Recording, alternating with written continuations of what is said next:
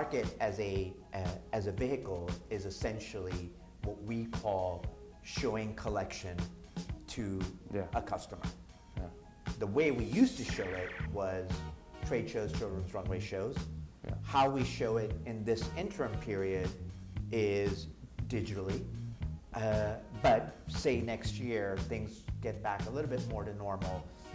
Whatever that form will take, there is still a market.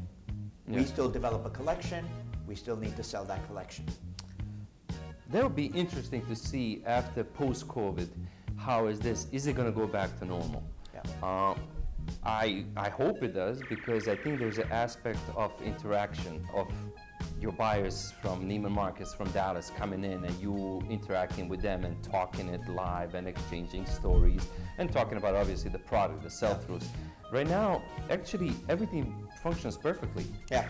There's no drawback. There's more a desire as opposed to necessity to go back to Exactly. a little bit of the norm. So I don't think, I don't want to look into a crystal ball and assume what's going to happen, but let's say there's a hybrid that happens. Walk us through the steps, regardless of what market looks like today, yesterday, or in the future. What are the steps that you need to do as a brand that's going to market?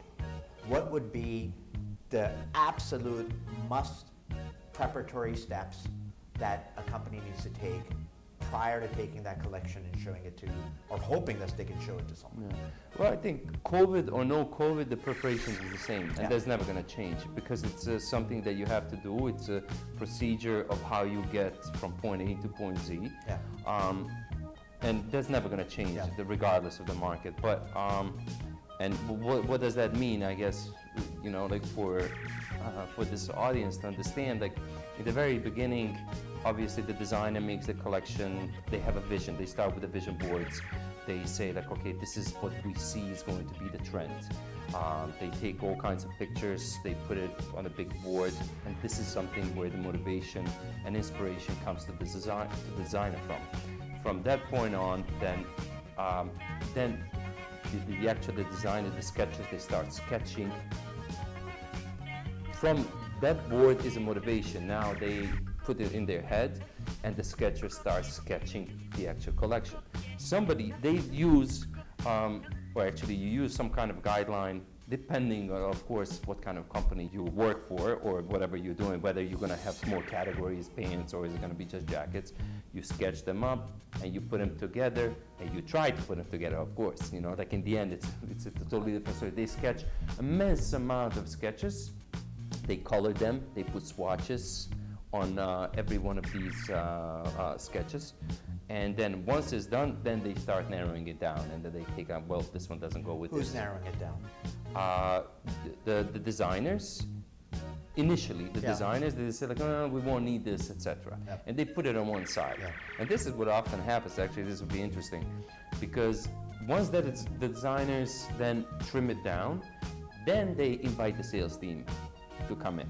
And this is where the sales team, in my opinion, is crucial, because in the end, sales drive, or sales bring profits to the company. Yeah, careful with that statement, but yeah. Well, they're crucial, but one cannot coexist without the other. Exactly. In other words, if you have a good designer and no sales, nothing's going to happen. And if you have a great salesperson without a product, nothing's going to happen. So they coexist, but the sales, in my opinion, sales is extremely important, because you have to make sure that your salespeople or whoever's selling it, they believe in the product. Absolutely. Because if they don't believe in the product, it's not going to come from the heart. Yeah. And we're in this industry. Why? Because it comes from here. It's passion. Absolutely. So for that matter, anybody that does anything, if it doesn't come from your heart, you're not going to sell it as good as, it has to come from there.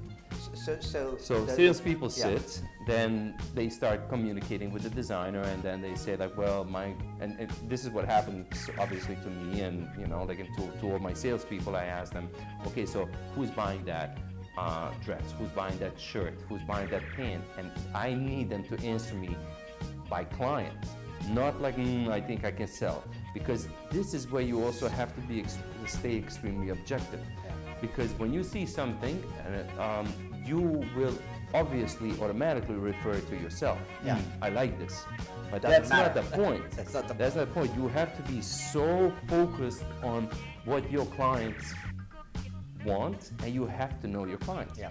So when I would bring my salespeople in the room, I would ask them, okay, like who's buying that? Who's buying that? And if they can't answer it to me, like I take it out.